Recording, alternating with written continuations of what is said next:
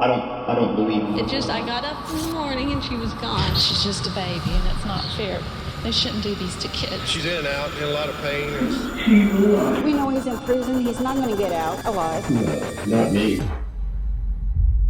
Few things are as unbearable as the thought that somewhere out there are cold and calculated predators who prey on little children. Not only is it outrageous that someone would do such things, but it's also very scary. What if the person next door harbors such thoughts? Can you tell a monster from a crowd of people you don't know? Usually you can't. One of the things murderers do best is hiding in plain sight.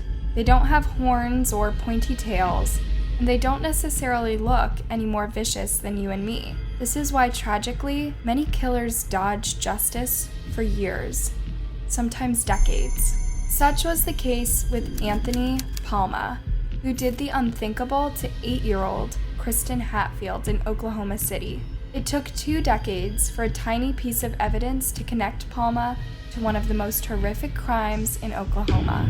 Another 8-year-old girl suffered an all too similar fate in a freakishly similar case back in 1990. Except for one big plot twist. And in 2016, a baby girl went missing. The truth behind the disappearance would leave many in disbelief.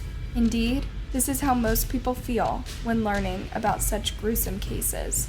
Trigger warning, we'll be discussing very sensitive themes in today's case. If you're ready, let's dive in.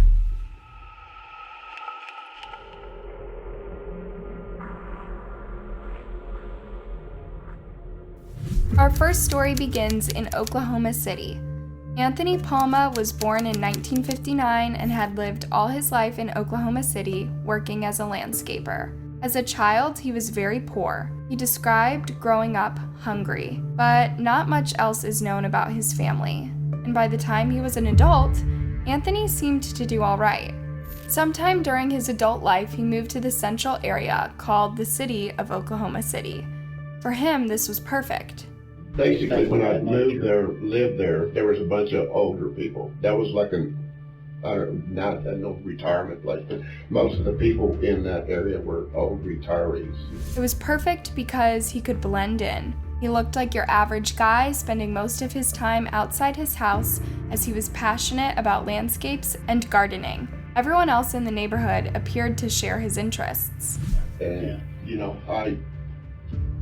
I like doing stuff all the time. I was always outside, and if somebody's working on their vehicle, got to go be busybody, and help them, or somebody's washing machine was broke down. And the older people, they can't, older people, can't do stuff.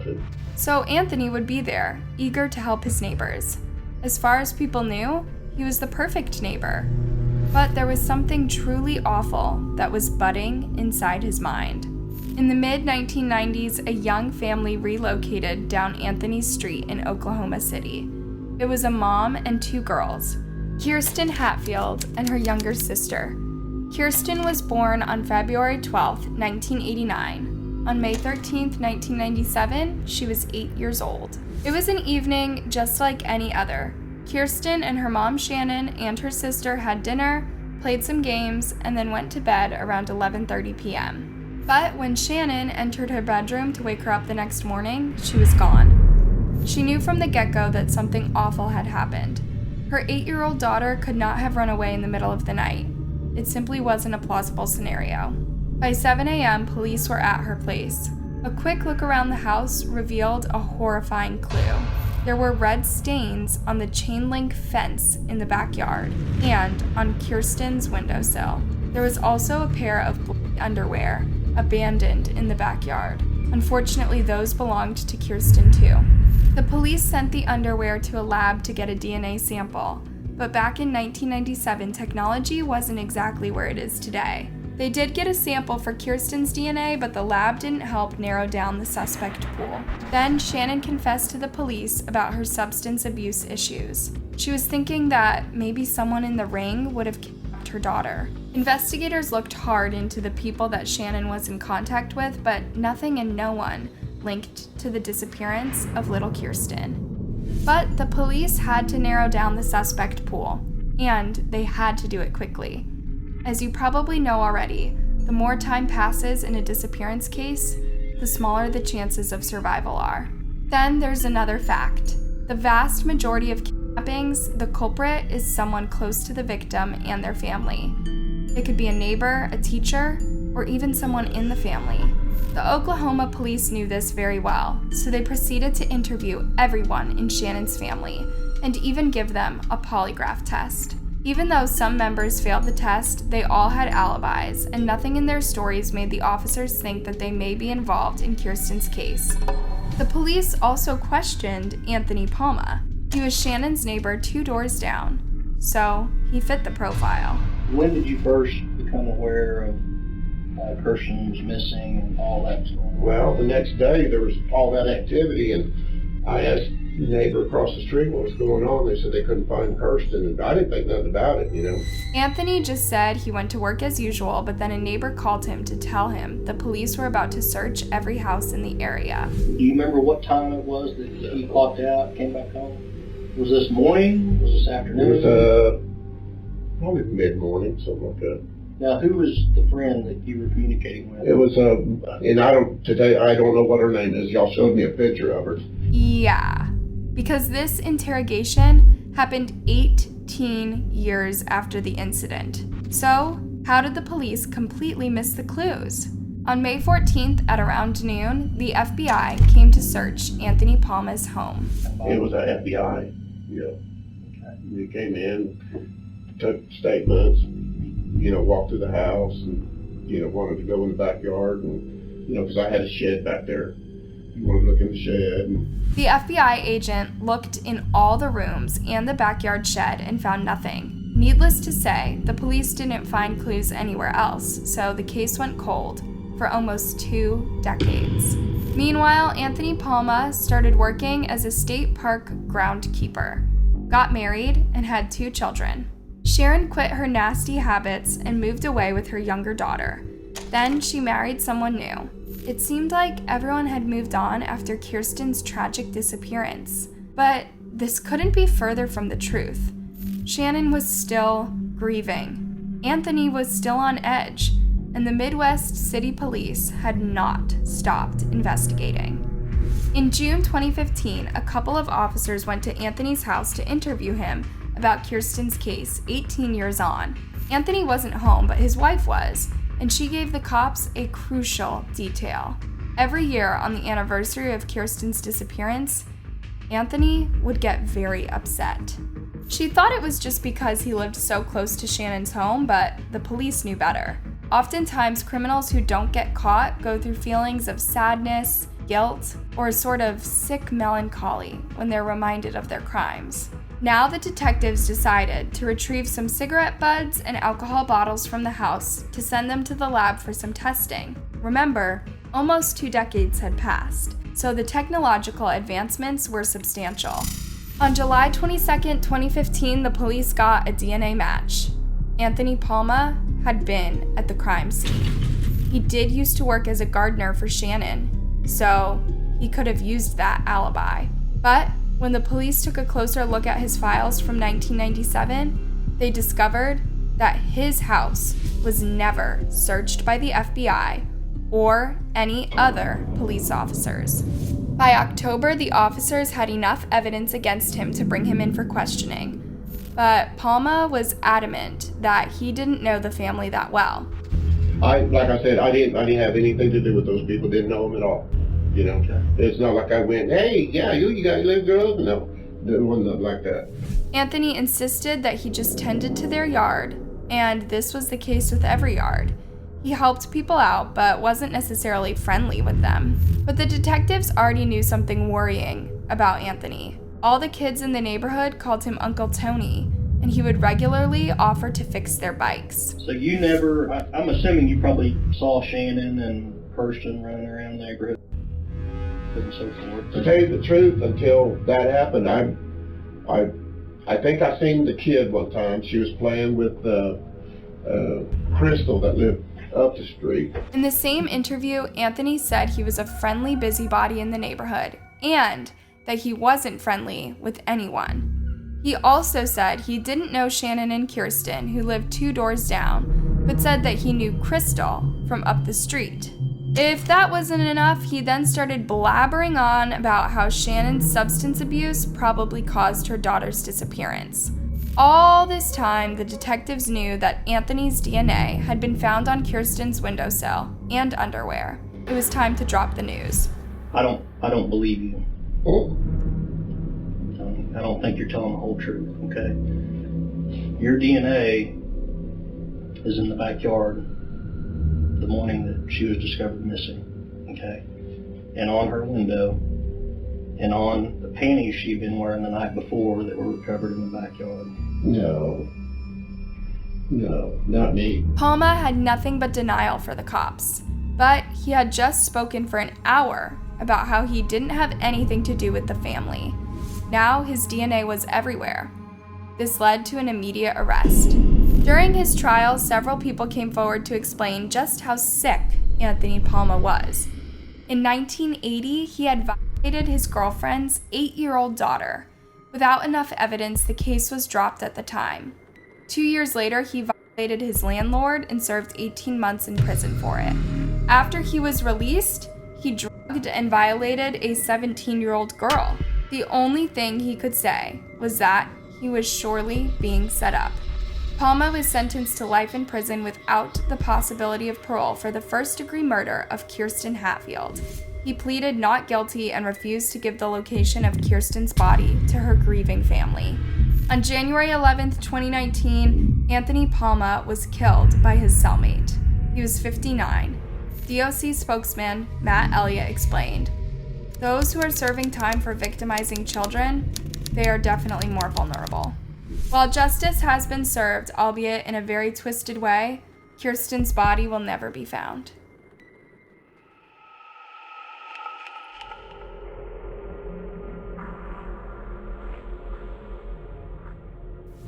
This next story takes us back to August 1990 in Dickinson, Texas. This was the home of 8-year-old Jennifer Schuett.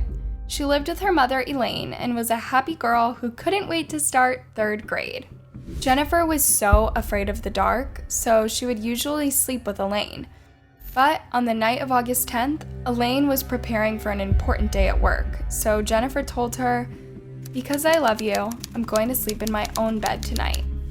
Tragically, that night, someone would crawl through her window and take her away. Then they would violate her and open her throat, leaving her in a field on top of a red ant mound. I could, through blades of grass, see vehicles going by. Ants were biting her body, but Jennifer couldn't speak. Her voice box had been cut. She also couldn't move because of the severe trauma she'd suffer. But 14 hours after the attack, a couple of kids playing in the field found her. By now, Elaine had appeared on TV begging the media and the police to help find her daughter. I didn't hear anything. I got up in the morning and she was gone. This wasn't a usual case. People slept with their windows open all the time, as the AC didn't always work, and Texas summers are hot, to say the least. It was a safe community where children didn't get snatched from their homes at night. It affected this community and the surrounding communities. But Jennifer had survived this ordeal. Even though she had lost a ton of blood, she was a fighter. I remember being put into the life flight helicopter. I remember them putting me into the elevator. I remember the first officer on the scene talking to me, telling me to stay with him, that everything was going to be okay. I remember hearing children's voices, but I don't actually remember them, coming up and finding me. My first memory is the first officer on the scene. Jennifer was immediately put on life support. Her survival chances were very low. Her injuries are a laceration to the neck with an open trachea. She's just a baby, and it's not fair. They shouldn't do these to kids. Indeed, now the only question people had in their minds was who could have done such a horrible thing? What monster was hiding in plain sight in the Dickinson community? Jennifer knew. She'd seen him, and she knew his name. But she still couldn't speak or move. She's in and out, in a lot of pain, and she cannot talk. So there are some details that we haven't gone into with her, and we hope to later on this week. So, the officers got a sketch artist named Lois Gibson to visit Jennifer in the hospital. I don't think people took my sketches seriously, and I understand back then I had just started. When Lois met Jennifer, she could see how determined she was to survive. Not just that, Jennifer had made it her mission to catch the monster. Ever since I was in the hospital, that's what I've always wanted and thought about, is him being caught so that he couldn't do this to anyone else. She was only 8, but she could get into the mind of the attacker. And she was right. Most of them offended again and again until they're caught. Unfortunately, it would take 19 years until the police would actually get their hands on Dennis Bradford. But Jennifer started by giving the police a vital clue. She couldn't speak, but she wrote. He said his name was Dennis. Confident that she would die, the attacker told Jennifer his name. Then came the drawing. So how did Jennifer tell Lois what to draw without having a voice? I have a book with noses and lips and eyes and all kinds of features, and I show the witness, I showed her these pages and slowly allowed her to point at the different features. Some hours later, this was the result. It wasn't far from reality. Jennifer also remembered the attacker's car and the dent it had in its door. And as the weeks passed, Jennifer was getting better and better. She was a real fighter, and the thought of justice motivated her more than anything. Soon enough, she had her voice back. Yes, I want closure, but it makes me stronger and keeps me going knowing that I can help other children that are out there possibly being victimized. And I mean, there might be little girls out there that didn't make it out of his attack. Indeed, Jennifer remembers that Dennis was very calm and confident when he abducted her, as if he'd been doing this forever. He even gave her candy and asked if she was scared. Like, there would be kids that wouldn't be afraid in that situation. Instead of burying this trauma deep inside her mind, little Jennifer struggled to remember as much as she could so that she would help investigators track down the attacker. She's been instrumental in some parts of the investigation. But Jennifer helped dozens of police investigators. As the case grew cold, it kept getting passed from officer to officer. Like any crime, if it's not kept in the public's eye, people start to assume it was solved. People start to assume that there was a conclusion. And after time, it does fade away. Dennis Bradford was 20 years old when he kidnapped, violated, and attempted to take Jennifer's life. A year later, he married an 18-year-old woman called Lisa. They had a son and a daughter, but a few years later, Lisa filed for divorce. Dennis was a drunk and an abusive husband. But those were the least of his issues. Luckily, Lisa knew better and got rid of him before it was too late. In April 1996, Dennis insistently bought drinks for a woman in a bar in Arkansas. Although she was hesitant, the more drinks he gave her, the less she was able to say no. Finally, he offered to drive her home. On the road, he ripped off her clothes and defeated her. Just the same, she was left in a field, but she survived and she headed straight to the police. As a result of this, Dennis Bradford was arrested and sentenced to 12 years in prison. Needless to say, a DNA sample was collected at the time of his arrest. He was released on parole in 2000. 4 years later, he got remarried and moved to Pulaski County. But in 2008, he was arrested again after getting caught with a lady of the night. Around this time, Jennifer was still working with police officers, new ones, to track down Dennis Bradford. By 2009, technological advancements meant that the police could go back to the clothes they had collected from the crime scene, Jennifer's shirt, and the attacker's underwear. In 1990, DNA was basically in its infancy, and in order to obtain a DNA sample, you needed a large quantity of whatever, some bodily fluid, and you needed a large quantity. Today, you can get DNA from a single skin cell. Indeed, it wasn't long before the police got a name: Dennis Bradford. He matched the name, the face, the DNA, and his record showed him as the monster he was. On October 13th, 2009, almost 20 years after Jennifer's attack, Bradford was arrested. As today, I received a phone call that an arrest in my case had been made. That at 6:50 this morning, Detective Tim Cromie and Agent Renison with the FBI arrested Dennis Earl Bradford without incident. and thank you wholeheartedly for keeping my case alive throughout all of these years. Back in 1990, Bradford lived just a few houses away from Jennifer and his mom. He lived in the trailer park down the road, and every now and again he'd come by, and play his guitar. Now he was all the way in Arkansas, but the police brought him back to Texas for prosecution. When the officers showed him all the evidence, Bradford confessed to kidnapping, violating, and trying to take Jennifer's life in 1990. He was shocked to hear Jennifer was still alive. She's alive. She's alive. She's alive. Let me tell you, she's alive.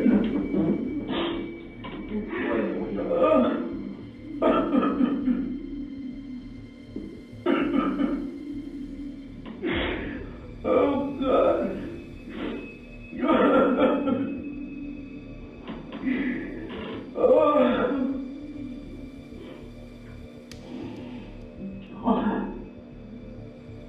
Oh, you have no idea how hard I have prayed for that. His voice broke down, and he said, "There's not a day that goes by, not a single day, that I don't see that baby. I pulled that little girl from her window. She was freaking out. She was crying for her mother. I told her everything would be all right. I took that little girl out and raped her, and I cut her throat." Was this genuine guilt or a stunt pulled to get a lower sentence?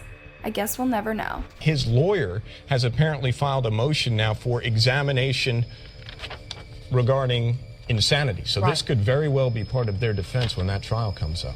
But his trial never happened. In May 2010, awaiting his sentence, Dennis Bradford took his own life in his cell. Jennifer had prepared a statement that she wanted to read to him in court. Instead, she read it over his grave. "You chose the wrong little 45-pound, 8-year-old girl to try to murder, because for 19 years I've thought about you every single day and helped search for you. And every year that passes has given me more strength and drive for when I finally would be face to face with you, as I am today." Today, Jennifer uses her case to inspire others to speak up and never give up. The Use Your Voice shirts, and how I did that to encourage others to speak out along with me. It's an even deeper message considering doctors thought Jennifer would never speak again. She believes she got her voice back in order to fulfill her mission, catch her attacker, and help other girls survive and move past their terrible experiences. I've told my story to so many people in hopes of remembering everything and never forgetting anything, because I just want to be able to get this case solved, and I know that the more I can remember, the easier it might be.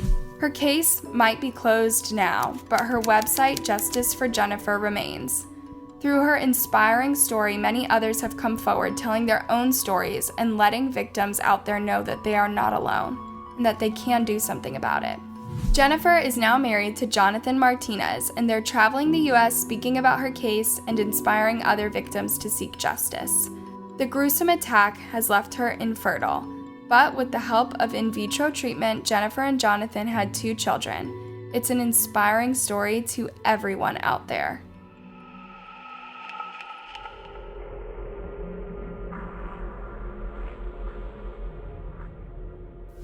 Today's last story takes place in Owen County, Indiana in 2016. On the evening of March 23rd, Justin Ammerman was having a few drinks with his brother and Kyle Parker, an old family friend. This was the 100th time they were doing this, and there was nothing to worry about. Except Justin had every reason to worry. That night, Kyle Parker stole Justin's 15-month-old baby girl, Shaylin, from her crib. The next morning, Justin found his daughter missing and called the police. A huge manhunt began, but 36 hours later, it ended with a horrific discovery on the banks of the White River. A 1-year-old girl who vanished from her father's home was raped and then murdered, police say. Shaylin Ammerman's body was found near a wooded area in Indiana with a burn pile nearby believed to contain her clothes and other evidence. This man, 22-year-old Kyle Parker, is accused of the crime, in which prosecutors leading the case are calling monstrous. Indeed, Parker had confided to his stepfather, Mike, that he had burned Shaylin's clothes, sleeper, and pacifier. He was hoping to dodge the law, but less than an hour later, Mike called the police. Within minutes, Parker was arrested. Imagine learning that your trusted friend did that to your baby. An autopsy determined Shaylin had died of asphyxiation, and that she had several very apparent injuries sustained in a sexual assault. Dr. Donna Stewart told investigators this was the worst case of sexual trauma she had seen in her career. It wasn't just Shaylin's family that was deeply shaken. The whole Owen County community was, and they protested for days on end. The protests only intensified after Parker's trial. Although he pleaded guilty to the murder and kidnapping of Shaylin, he didn't plead guilty to violating her. This means that he wouldn't get life in prison, and he wouldn't have to register as a sex offender after he gets out. His sentence? It is a 60-year prison sentence for murder and kidnapping. Kyle Parker is 23 years old right now. He'll be an old man when he gets out. The family says that's okay. But some worry with this plea agreement, he will never have to register as a sex offender, even though he confessed to raping a child. People were beyond outraged that Parker wasn't getting punished for the most gruesome aspect of his crime. But Shaylin's father is just glad to know her killer is behind bars. He wants the turmoil to be over and to try to move on. I have really no words for him, only for him to just die. We would have liked him got a whole lot more too, but we know he's in prison. He's not going to get out alive. She's probably right. Remember that people who victimize little ones are the most prone to getting killed in prison. But Shaylin's mother, Jessica, says she will never be happy with the sentence. Every day I have images in my head of what that night was like for her, and there is nothing he could say or do to ever make me forgive him. I wish he would have got the death penalty, to be honest with you. Even that wouldn't have been enough. Because I don't know how anybody could do something that gruesome to a little baby. I mean, that's just not even comprehensible that he did that. It truly isn't. And it's hard to draw a conclusion from this case, too. What sort of justice can be brought to a girl who barely got to live 1 year? How can any number of years behind bars account for the suffering she felt? Tragically, the only thing left to do after such a heinous crime is to try to heal and help others be on guard for monsters and creeps. But how can you know where they are hiding?